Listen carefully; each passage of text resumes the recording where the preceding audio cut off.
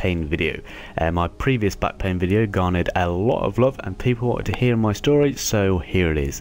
But first of all, I want you to think back to how it feels to not have back pain. You know, if you've had it for as long as you can remember, bad luck, but for those of you who can remember, just take a moment to reminisce. You know, feels good, right? Well, I want you to use that feeling as the motivation to try these two things that I know heal back pain. So suspend your disbelief that nothing can work for you and watch this video in its entirety, guys, because I know what constant back pain is like. I've been there, done that, and I've now gotten rid of back pain completely. So first of all, I need to tell you about my back pain story, so you know you can tell if we're on the same page. The kind of back pain I experienced isn't the back pain that you get from like an injury. It was more like a constant throbbing lower back pain that never went away. Seriously, there were times when it hurt less than other times, but it was always there, like constantly, which is extremely annoying. It wasn't debilitating, meaning, you know, I could just walk around and do most of the stuff I could do before my back pain days, but it just felt like a demon always following me around, interfering with pretty much everything, it seemed. And my doctor and also my £75 per session physiotherapist couldn't help me at all.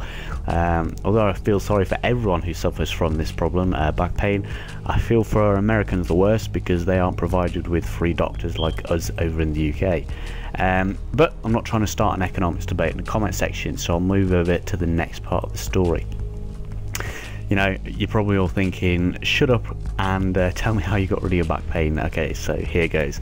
After taking advice from a friend of mine, he told me to start doing sit-ups in the morning, basically until your abs started to hurt.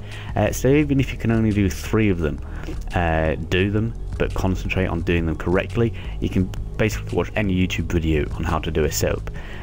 Now the idea behind this is not to like get chiseled abs, but basically just to get the blood flowing into the lower and upper back area, and increased blood flow leads to speed recovery in pretty much everything. And as a side benefit, you very slowly start to strengthen your core, which helps keep the back pain away in the long term, in the long run even. After taking my friend's advice and doing these sit-ups every morning, I noticed my pain getting a lot better in the first week, and the pain had almost completely halved within the 2 weeks. But after that, it just stayed at that halfway point level. So obviously, although I was pleased, I wanted the pain to be gone completely, because even at just like the 50% pain, it was still bad. So basically, I just started reading almost everything I could get my hands on, online and offline.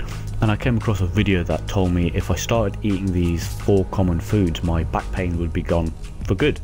And I thought, well, it's got to be worth a try, right?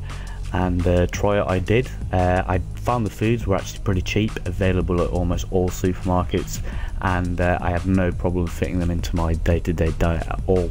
It was something that I'd never heard of before, but I tried it and it worked surprisingly well.